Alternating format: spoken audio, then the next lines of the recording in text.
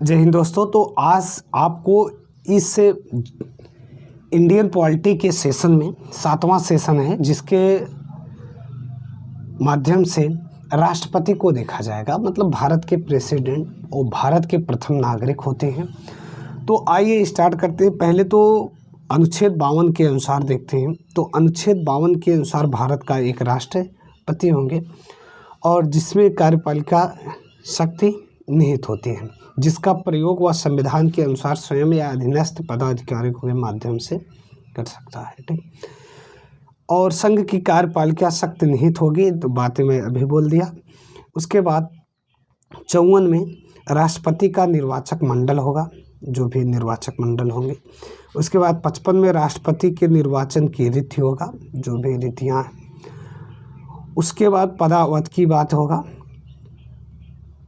पुनर्निर्वाचन के लिए पात्रता, राष्ट्रपति निर्वाचित होने के लिए अर्हता, राष्ट्रपति पद के लिए शर्तें, राष्ट्रपति के लिए शपथ जो अनुसूची 3 में है, राष्ट्रपति पर महाभियोग की प्रक्रिया, और राष्ट्रपति का पद यदि रिक्त हो जाता है तो उसमें आकस्मिक जो भी रिक्तियाँ होता है से भरने के लिए निर्वाचन की व्यक्ति की पदावधि, और 72 में क्षमा आदि की कुछ मामलों में दंडादेश के निलंबन परिहार, और संघ की कार्यपालिका का शक्ति का विस्तार, ये अनुच्छेद 73 में।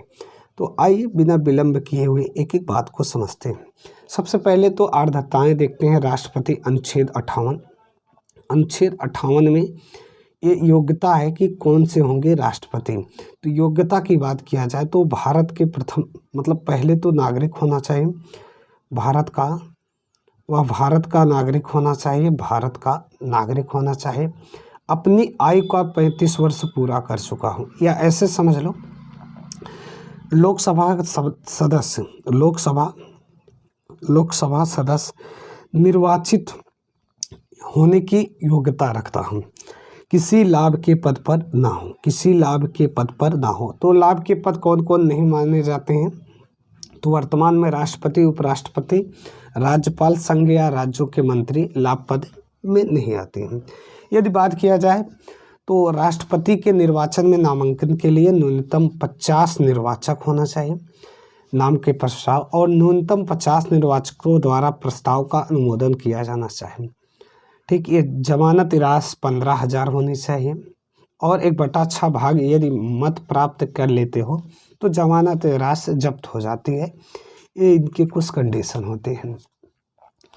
चलिए अब बात कर लेते हैं निर्वाचक मंडल की। तो अनुच्छेद 54 में है, किस में है? निर्वाचक मंडल। मंडल की बात करें तो अनुच्छेद 54 में, अनुच्छेद 54 में भारत का जो निर्वाचक मंडल होते हैं, तो संसद के दोनों सदन मतलब लोकसभा और क्या राज्यसभा, व राज्यसभा, राज्य विधानमंडलों के निर्वाचित सदस्य को शामिल किया जाता है।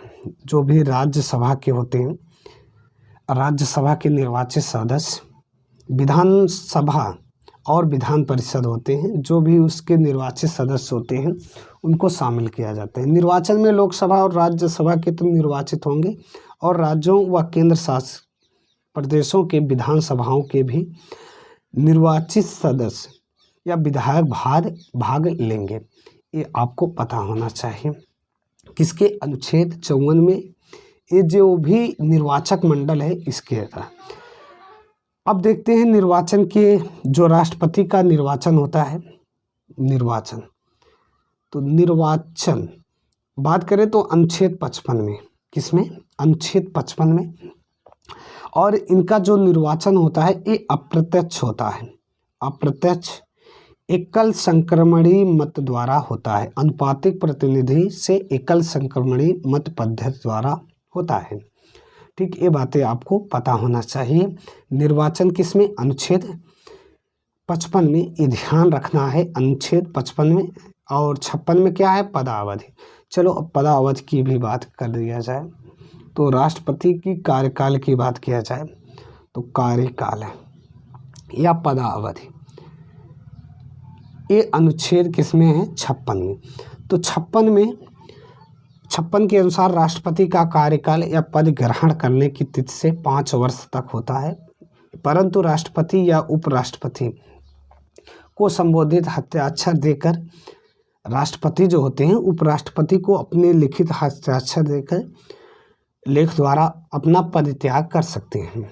ये ध्यान रखना कि राष्ट्रपति जब उपराष्ट्रपति को अपना त्याग पत्र देता है तब उपराष्ट्रपति तत्काल इसकी सूचना किसमें देता है, लोकसभा को देता है।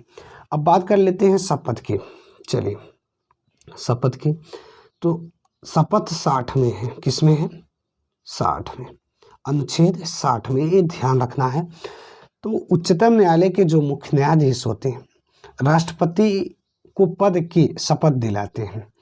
जो भारत के प्रथम नागरिक हैं राष्ट्रपति, तो उच्चतम न्यायालय के जो मुख्य न्यायाधीश हैं उनके सामने, ये मुख्य न्यायाधीश के सामने शपथ लेते हैं। ऐसी स्थिति में वरिष्ठतम न्यायाधीश द्वारा वो कार्य को संपन्न कराते हैं। ये बातें आपको पता होना चाहिए। राष्ट्रपति जब शपथ लेता है तो श्रद्धापूर्वक राष्ट्रपति पद का कार्य पालन करूँगा और संविधान और विधि का संरक्षण, प्रतिरक्षण और परिरक्षक करूँगा, भारतीय जनता की सेवा एवं कल्याण में निरत रहूँगा। ये मतलब ये शब्द उनको बोलना रहता है, श्रद्धापूर्वक राष्ट्रपति पद का कार्य पालन करूँगा। ठीक, तो राष्ट्रपति के जो शपथ का प्रारूप है वो अनुच्छेद 60 में ध्यान रखना है। ठीक, अनुच्छेद 60 में। अब बात कर लेते हैं वेतन और भत्ते की। तो वेतन पहले तो कम था, अब तो बहुत है ना। वेतन और भत्ते ये 59 में है, अनुच्छेद 59 में। इसको पहले तो ये बात समझ लो, इन्हें निःशुल्क शासकीय आवास मिलता है, राष्ट्रपति भवन उपलब्ध होता है और राष्ट्रपति उन सभी उपलब्धियों एवं भत्तियों का और विशेषाधिकारों का हकदार होगा जो संसद द्वारा समय समय पर निश्चित किया जाता है। यदि बात किया जाए राष्ट्रपति का वर्तमान वेतन तो 5 लाख रुपए है। कितना है, 5 लाख रुपए। और पहले ये कितना हुआ करता था, ये 1.5 लाख हुआ करता था, 1.5 लाख हुआ करता था। लेकिन ये जो भत्ता एवं पेंशन संशोधन था ये 2008 के अनुसार इसे बदला गया। अब 5 लाख वर्तमान में राष्ट्रपति का वेतन है। तो वेतन कहाँ से दिया जाता है, तो संचित निधि से दिया जाता है। भारत के जो राष्ट्रपति होते हैं उनका वेतन संचित निधि द्वारा प्रदान किया जाता है और ये राष्ट्रपति वेतन एवं भत्ते उस पर आयकर नहीं देना होता है। जो भी वेतन और भत्ते होता है इस पर आयकर नहीं देना होता है। अब बात कर ले महाभियोग की। महाभियोग की तो अनुच्छेद 61 के तहत, अनुच्छेद 61 के तहत राष्ट्रपति को संविधान का अतिक्रमण करने पर, मतलब जबरदस्ती या इधर उधर करने पर संसद द्वारा एक विशेष प्रक्रिया से उसके पद से हटाया जा सकता है। इसे महाभियोग कहा जाता है। तो संविधान के अनुच्छेद 61 में तो राष्ट्रपति के विरोध महाभियोग की प्रक्रिया लिया जाता है, जो कि एक न्यायिक प्रक्रिया है। कैसी न्यायिक प्रक्रिया। और महाभियोग को अमेरिका के संविधान से लिया गया है। कहाँ से, अमेरिका के संविधान। एक एक पॉइंट को आप लिखते जाइए। यदि चैनल पर नए हो तो सब्सक्राइब जरूर करना और यदि आपको बातें अच्छी लगती है तो शेयर भी कर देना। तो महाभियोग की प्रक्रिया इस संसद द्वारा लाई जाती है, न्यायिक प्रक्रिया है, अमेरिका के संविधान से लिया गया है। आरोप का प्रारंभ कहाँ से होता है, तो इसके जो चरण होते हैं, पहले तो 14 दिन पहले इसको सूचना देना होता है। ठीक है, आरोप के आशय की सूचना राष्ट्रपति को 14 दिन पहले दे देना होता है। और यदि किसी भी सदन में प्रारंभ हो सकता है तो जिस सदन में ये प्रस्ताव प्रस्तुत किया गया है उसके 1/4 मतलब 25% सदस्यों के हस्ताक्षर होना चाहिए। बात करें पारित होने के लिए बहुमत कितना चाहिए, तो 2/3 बहुमत से पारित होना चाहिए। कितने, 2/3 बहुमत से ये पारित होने चाहिए। राष्ट्रपति की उपस्थिति की बात किया जाए तो राष्ट्रपति इसमें उपस्थित होने अथवा अपना प्रतिनिधित्व कराने की अधिकार है। महाभियोग के दोनों सदनों में 2/3 बहुमत लाकर उसके बाद विधेयक को पारित होने की तिथि से राष्ट्रपति अपने पद से हटना पड़ता है। अभी तक ये ऐसा अवसर नहीं है कि राष्ट्रपति पर महाभियोग लगाया जाए। ठीक ठाक है, कोई दिक्कत नहीं है। चलिए, राष्ट्रपति द्वारा जो नियुक्ति अधिकार होता है वो संघ के प्रधानमंत्री या राज्यों के जो भी होते हैं सब भारत के, मतलब ऐसे समझ लो कि राष्ट्रपति के सामने कौन कौन शपथ लेते हैं। तो संघ के जो सबसे पहले तो प्रधानमंत्री भारत के पीएम, और राज्यों के जो राज्यपाल होते हैं सब भी शपथ लेते हैं। और राज्यों के जो राज्यपाल होते हैं, राज्यपाल की बात किया जाए तो उनका निर्वाचन नहीं होता है। और उच्च न्यायालय के न्यायाधीश भी राष्ट्रपति प्रेसिडेंट के सामने शपथ लेते हैं। भारत के महान्यायवादी, यदि आपको न्यायवादी का अनुच्छेद पता हो तो कमेंट बॉक्स में ज़रूर कमेंट करिए, क्योंकि मैं कई बार बोल चुका हूँ। भी आपको ना पता हो तो मैं बता दूँ, ठीक। तो 76 में क्या है, भारत के महान न्यायवादी, ये ध्यान रखना है। भारत के नियंत्रक महालेखा ये 148 में है, और ये भी शपथ लेते हैं। संघ लोक सेवा आयोग के अध्यक्ष, सदस्य और मुख्य निर्वाचन आयुक्त। इस टाइम कौन है मुख्य निर्वाचन आयुक्त, कमेंट बॉक्स में छाप दीजिए। एवं अन्य निर्वाचक आयुक्त, राष्ट्रीय मानवाधिकार आयोग के अध्यक्ष एवं सदस्य भी। वर्तमान में कौन है मुख्य न्यायाधीश, ये भी आपको कमेंट बॉक्स में छापना है। चलिए, तो आगे बात किया जाए तो राष्ट्रपति के जो चुनाव संबंधित विवाद होता है वो कहाँ देखा जाता है, तो 80 में सर्वोच्च न्यायालय में देखा जाता है। अनुच्छेद जो 71 के अनुसार राष्ट्रपति और उपराष्ट्रपति के निर्वाचन से जो उत्पन्न होता है विवाद, वो सभी दिशाओं में 80 मतलब सुप्रीम कोर्ट वो न्यायालय का मतलब निर्णय, अंतिम निर्णय देगा। ये बातें आपको पता होना चाहिए। अब राष्ट्रपति की शक्तियाँ देख लेती हैं। तो शक्तियाँ दो तरह का, एक साधारण शक्तियाँ होता है, एक आपात शक्तियाँ। साधारण शक्तियाँ, चलिए, साधारण शक्तियाँ और क्या आपात शक्तियाँ। तो अब बात कर लेते हैं कि साधारण शक्तियाँ। साधारण शक्तियों में ये 5 तरह का होता है। कितने? 5। कौन कौन से 5 हैं? 4 ही 5। तो पहला हो जाएगा कार्यपालिका शक्ति, दूसरा हो जाएगा विधायी शक्ति, तीसरा हो जाएगा वित्तीय शक्ति, और चौथा हो जाएगा न्यायिक शक्ति, पांचवा हो जाएगा कूटनीति शक्ति। छा कर दो, एक सैन्य शक्ति भी है। कौन सा? सैन्य शक्ति। तीनों सेनाओं का प्रमुख होता है राष्ट्रपति। तीनों सेनाएं कौन से हैं? जो भी है आपका जल, थल, वायु, ठीक, सब सेनाओं का प्रमुख कौन होंगे? राष्ट्रपति होंगे। ये बातें आपको पता होना चाहिए। और कार्यपालिका की शक्ति तो इसमें निहित ही होता है। अब बात कर लिया जाए कि जो भी एक आपातकालीन शक्ति है, इसकी बात कर लिया जाए तो आपातकालीन शक्ति जो है ये अनुच्छेद, चलिए नया पेज ले लेते हैं, आपात उपबंध। आपात उपबंध तो ये 3 तरह के कौन कौन से?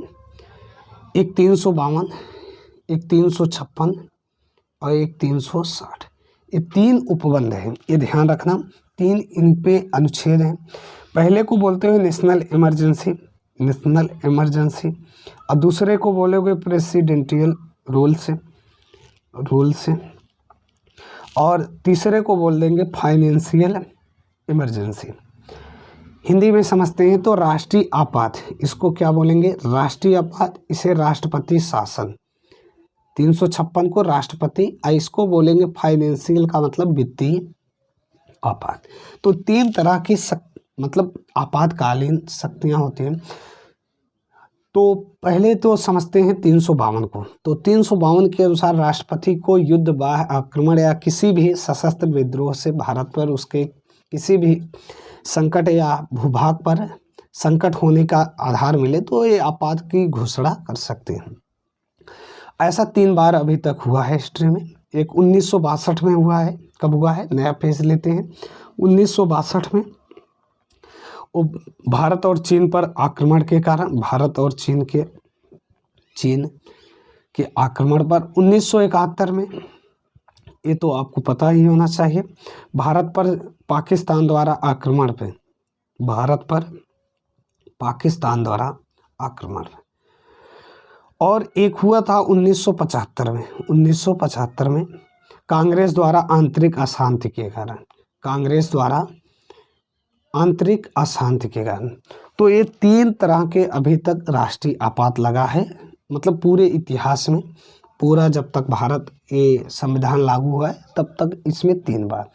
अब बात कर लेते हैं दूसरे का, तो राष्ट्रपति शासन। तो राष्ट्रपति शासन के अंतर्गत राष्ट्रपति को शक्ति हुआ है कि यदि किसी राज्य के राज्यपाल के मतलब जो उनके दूत होते हैं राज्यपाल, अनुच्छेद 153 के अनुसार, ये तो आपको पता ही होना चाहिए अनुच्छेद, उनके आधार पर वो ऐसे मतलब जाहिर कर दें कि यहाँ का जो सिस्टम है, न्यायिक सिस्टम है, वो गड़बड़ चल रहा है, तो इस कंडीशन में वहाँ राष्ट्रपति शासन ला देंगे, राष्ट्रपति शासन की घोषणा कर देंगे। बाकी ये तो अभी कई बार लगा था। यहाँ के संशोधन की बात किया जाए तो 44वें संविधान संशोधन अधिनियम के द्वारा अनुच्छेद 356 में यह व्यवस्था की गई थी कि राष्ट्रपति की उद्घोषणा संसद के दोनों सदनों के संकल्पों के द्वारा अनुमोदित होने पर 6 माह तक ये चल सकेगा। मतलब कितने माह तक? 6 माह तक।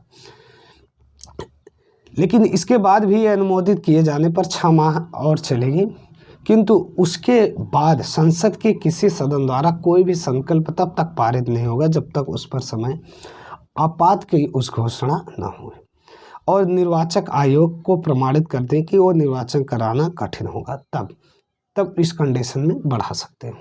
अब बात कर लेते हैं वित्तीय आपातकाल। तो ये 360 में है, इसमें है 360 में वित्तीय आपातकाल।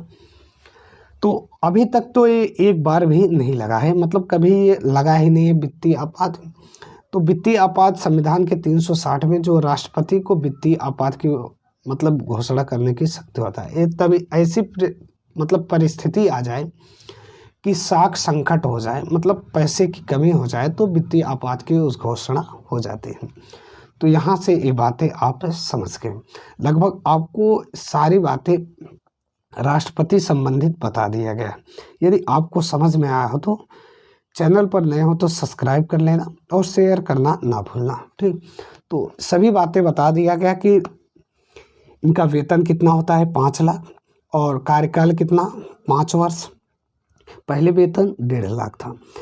अर्धताएं जो भी हैं वो वीडियो को पुनः देख लेना। चलिए वन लाइनर को देखते हैं। तो वन लाइनर में है राष्ट्रपति अपना त्यागपत्र उपराष्ट्रपति को देता है। भारत के राष्ट्रपति निर्वाचक मंडल से सब अनुपातिक होता है, जो भी इनका निर्वाचन का पद्धति होता है, ये सब बातें हो चुका है। राष्ट्रपति की मृत्यु पत्र की दशा में उपराष्ट्रपति उसका कार्यभार देखता है। राष्ट्रपति के निर्वाचन संबंधी विवाद कहाँ देखा जाता है? उच्च न्यायालय में बताया अभी।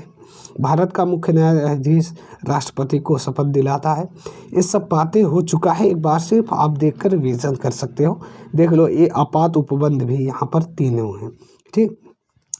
और राष्ट्रपति अपनी कार्यपालिका शक्ति प्रयोग मंत्रिमंडल की सलाह के अनुसार करता है। 42वें संविधान संशोधन के अनुसार मंत्रिपरिषद की सलाह पर राष्ट्रपति बाध्यकारी नहीं है। वित्त आयोग का गठन राष्ट्रपति ही करता है। राष्ट्रपति उच्चतम न्यायालय से परामर्श संसद का सत्रवाहन बुलाता है, राष्ट्रपति है।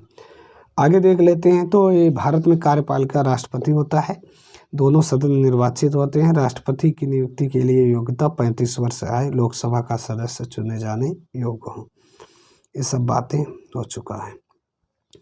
चलिए आगे देखते हैं। तो किसी भी लाभ के पद पर न हो। राष्ट्रपति की पदावधि 5 वर्ष की होती है।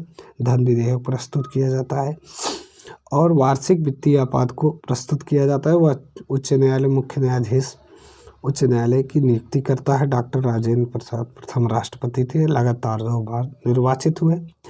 केवल बीबी गिरी के निर्वाचन काल के समय दूसरे चक्र के मतगणना करने पड़े। भारत की प्रथम महिला राष्ट्रपति प्रतिभा सिंह पाटिल। भारत में तीनों सेनाओं का प्रमुख राष्ट्रपति को दोबारा चुनाव की भी फाउंडेशन है। चलिए यहाँ से देख लेते हैं। तो इस टाइम जो राष्ट्रपति हैं रामनाथ कोविंद, ये 14वें क्रम के हैं, ये ध्यान रखना। पहले थे डॉक्टर राजेंद्र प्रसाद, इनका कार्यकाल भी दिया गया है। ये संविधान सभा के अध्यक्ष भी थे। डॉक्टर सर्वपल्ली राधाकृष्णन ये प्रथम उपराष्ट्रपति थे और डॉक्टर जाकिर हुसैन ये कार्यकाल में इनकी मृत्यु हुआ था। बाकी यहाँ वेंकटेगिरी गिरी ये कार्यवाहक थे और मोहम्मद हिदायतुल्ला ये भी क्या कार्यवाहक थे, उपराष्ट्रपति, और ये मुख्य न्यायाधीश थे। वाराहगिरी वेंकटगिरी, ठीक, ये ध्यान देना। ये स्वतंत्र उम्मीदवार के जीते थे। और फखरुद्दीन अली अहमद ये केंद्रीय मंत्री थे, थोड़ा कम दिख रहा है, इसे ध्यान से देख लेना। नीलम संजीव रेड्डी, नहीं इसके ऊपर बीडी जत्ता, ये भी कार्यवाहक थे, उपराष्ट्रपति थे। नीलम संजीव रेड्डी ये विरोध निर्वाचित थे, मतलब इनके सामने कोई खड़ा ही नहीं हुआ, ऐसे समझ लो। आर वेंकट रमन ये उपराष्ट्रपति हुआ करते थे, इनका देखो कार्यकाल सबका दिया है, आप एक को लिख दीजिए। शंकर दयाल तो उपराष्ट्रपति थे, के आर नारायण तो ये उपराष्ट्रपति, 4 प्रधानमंत्रियों के साथ कार्य थे। डॉक्टर APJ अब्दुल कलाम प्रथम वैज्ञानिक राष्ट्रपति और मिसाइल मैन के नाम से जाने जाते थे। प्रतिभा सिंह पाटिल एक प्रथम महिला राष्ट्रपति थे। प्रणब मुखर्जी ये प्रथम बंगाली राष्ट्रपति थे। रामनाथ कोविंद जो वर्तमान में हैं उत्तर प्रदेश मूल के प्रथम राष्ट्रपति थे। तो ये बातें आप सबको पता होनी चाहिए। और भी बात किया जाए तो संसद का जो सत्र वाहन है ये राष्ट्रपति बुलाता है। प्रत्येक आम चुनाव के बाद लोकसभा के प्रथम राष्ट्रपति संबोधित, चलिए संसद के दोनों सदनों संयुक्त राष्ट्रपति बुलाता है किस अनुच्छेद के तहत, तो 108, ध्यान रखना 108 के तहत। 161 के अंतर्गत क्षमादान और राज्यपाल को है। राष्ट्रपति क्षमादान की शक्ति मंत्रिपरिषद की सलाह पर करता है और शक्ति बनाने को राष्ट्रपति में निहित होता है। अनुच्छेद 78 के अनुसार ये जानकारी प्रधानमंत्री से मांग सकता है। 52 में राष्ट्रपति होंगे, ये सब बातें हो चुका है। 5 लाख प्रति माह इनका वेतन है वर्तमान में राष्ट्रपति का। तो यदि आपको सभी बातें समझ में आया हो तो चैनल पर नए हो तो सब्सक्राइब कर लेना और चैनल को शेयर जरूर करना। यहाँ से सभी राष्ट्रपति 14वें राष्ट्रपति क्या हैं, रामनाथ कोविंद, ये ध्यान रखना। बाकी बीच में जो भी कार्यवाहक हैं ये देखिए छोटा गया है, वेंकटगिरी हैं, हिदायतुल्ला हैं, वेंकटगिरी, हिदायतुल्ला और यहाँ पर बीडी जत्ता, ये 3 हुआ करते थे। कितने? 3। ठीक, ये कार्यवाहक राष्ट्रपति थे। और राष्ट्रपति अनुच्छेद 52 ये याद रखना भारत के प्रथम नागरिक भी होते हैं। तो आज के सेशन में इतना है। इसके बाद नेक्स्ट सेशन में आपको देखने को मिलेगा उपराष्ट्रपति। तो चैनल पर नए हो तो सब्सक्राइब करना, लाइक वाला जो भी बटन है शेयर और सब कुछ कर देना। मस्त रहिए, खूब पढ़िए। धन्यवाद।